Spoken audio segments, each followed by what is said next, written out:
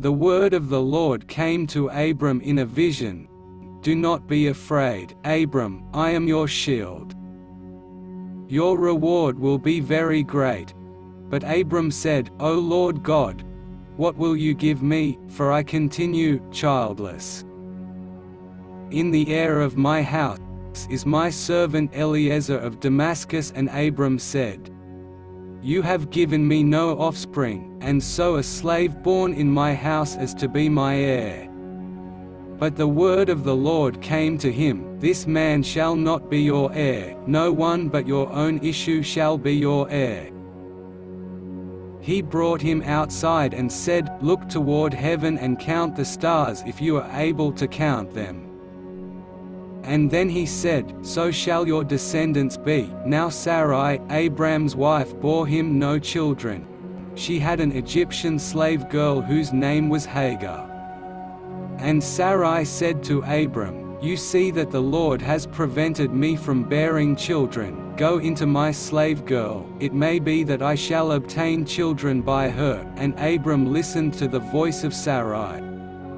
And Sarai said to Abram, You see that the Lord has prevented me from bearing children. Go into my slave girl, it may be that I shall obtain children by her. And Abram listened to the voice of Sarai. So after Abram had lived 10 years in the land of Canaan, Sarai, Abram's wife, took Hagar the Egyptian, her slave girl, and gave her to her husband Abram, as a wife. He went into Hagar, and she conceived, and when she saw that she had conceived, she looked with contempt on her mistress. Then, Sir, I said to Abram, May the wrong done to me be on you. I gave my slave girl to your embrace, and when she saw that she had conceived, she looked down on me with contempt. May the Lord judge between you and me. But Abram said to Sarai, Your slave girl is in your power, do with her as you please. Then Sarai dealt harshly with her, and she Hagar ran away from her.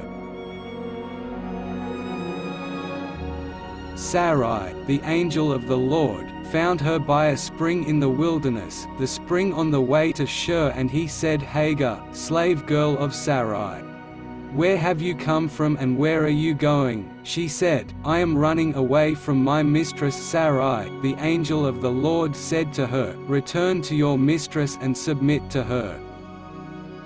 The angel of the Lord also said to her, I will greatly multiply your offspring, that they cannot be counted for multitude. And the angel of the Lord said to her, Now you have conceived, and shall bear a son. You shall call him Ishmael, God hears, for the Lord has given heed to your affliction. So she named the Lord who spoke to her, You are El Roi, God of seeing. For she said, Have I really seen God and remained alive after seeing him? Hagar bore Abram a son, and Abram named his son, whom Hagar bore Ishmael. Abram was 86 years old when Hagar bore him Ishmael.